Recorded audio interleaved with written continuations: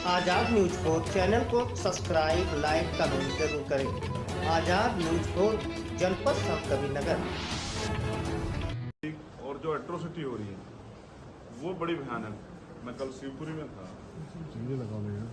और मेरे पास 100 से ज़्यादा कंप्लेन आई, रेप, हत्या जैसी कंप्लेन, घर जलाने जैसी कंप्लेन। कोई कार्रवाई नहीं हो रही।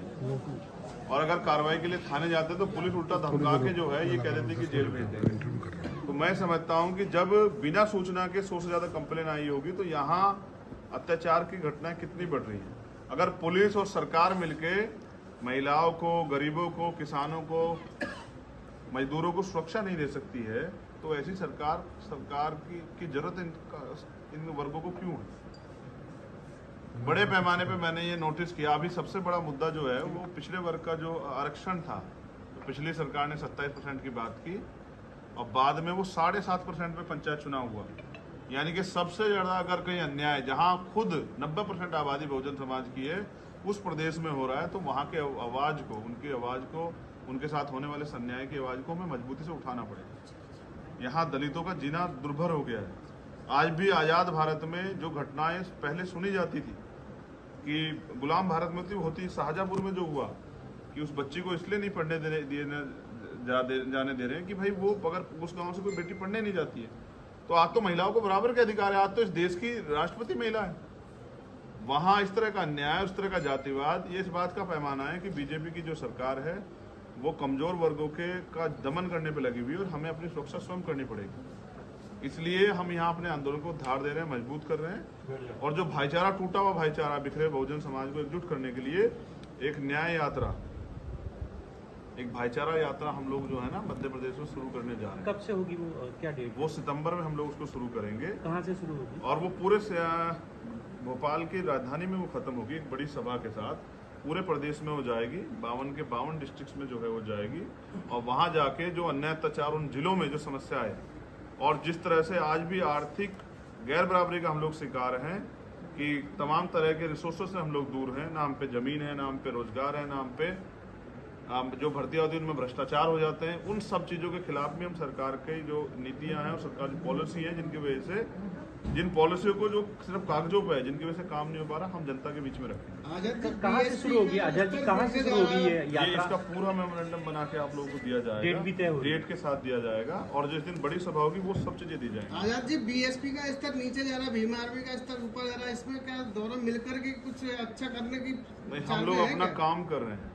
अब समाज को तय करना है कि उनको किन के साथ जाना है, उनके साथ जो सिर्फ चुनाव लड़ते हैं या उनके साथ जो संघर्ष कर रहे हैं। आप भी जानते हैं कोई ऐसा इशू नहीं होगा मध्य प्रदेश का जिसमें भीम आर्मी के लोग खड़े होके कमजोर वर्ग को न्याय दिलाने के काम नहीं करते हैं। अब चूंकि इलेक्शन है तो क्या कोई तैयारी, जिस तरह उत्तर प्रदेश में आप मैदान में आए थे, क्या यहाँ पर भी? यहाँ तैयारी उससे ज्यादा बड़ी। यहाँ लड़ेंगे मतलब? हाँ, यहाँ लड़ेंगे। सिर्फ इलेक्शन ही लड़ेंगे, लोगों का दिल भी जीतेंगे, उसके लिए मेहनत करेंगे। जिन लोगों के लिए काम करते हैं, कल शिवपुरी में सभा थी और बारिश के बावजूद जो हुजूम था, टेंट के जितने अंदर लोग थे उतने बाहर थे। ये इस बात का पैमाना है कि यहाँ बीजेपी कांग्रेस से लोग त्रस्त हैं और वो नया विकल्प चाहते हैं। यहाँ आदिवासियों की, पिछड़ों की, दलितों की, माइनॉरिटी की एक अच्छी आबादी है जो चाहती है कि बैसाखियों के सहारे ना रहा और वो चाहते हैं कि उनके मुद्दों पर बात हो। जब वो अपने मुद्दों की बात करते हैं तो यहाँ धर्म की बात आ जाती है। 75 साल से हम लोग इन लोगों पर भरोसा किए और हमारे हिस्से में सिर्फ झूठन आई। अब बहुजन समाज के लोग हैं झूठन पे जिंदा नहीं रहना चाहते। अब वो अपनी लड़ाई लड़ना चाहते हैं और अपने पैरों पर खड़ा होकर राजनीतिक व्यवस्था के जरिए अपनी समस्याओं को हल करना चाहते हैं। एक बड़ी घटना हुई, प्रीतम लोधी का एक स्टेटमेंट आया जिससे ब्राह्मण समाज नाराज हो गया, एफआईआर भी दर्ज कराई गई उनके विरुद्ध और लगातार प्रदर्शन हो ही रहे हैं। और आप कैसे देखते हैं वो, चूंकि कल बाबा साहब अम्बेडकर की प्रतिमा पर पहुंचे थे और उनकी शरण में वो पहुंच गए, क्या आपका साथ? अब वो सही रास्ते पे आ गए हैं। उन्होंने एक कुछ कहा है जिसके परिणाम बीजेपी के नेताओं ने बताया कि बीजेपी और अन्य दलों में पिछड़े और दलित वर्ग की हैसियत गुलामों से ज्यादा बढ़कर नहीं है।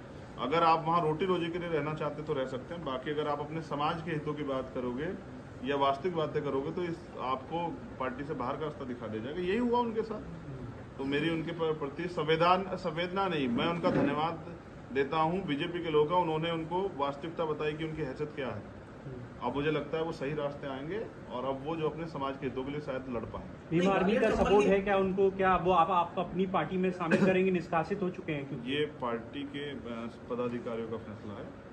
व्यक्तिगत रूप से अगर कोई अम्बेडकरवादी मूवमेंट में काम करना चाहेगा तो मैं उसका स्वागत करूंगा। ग्वालियर चंबल की जनता ने 18 विधायक हुआ करते थे ब्राह्मण समाज के और आज 2 है, तो क्या लगता नहीं है कि शोषण हो रहा है? तीसरे मोर्चे ने, दलित समाज ने, पिछड़े वर्ग ने जगह नहीं बनाई?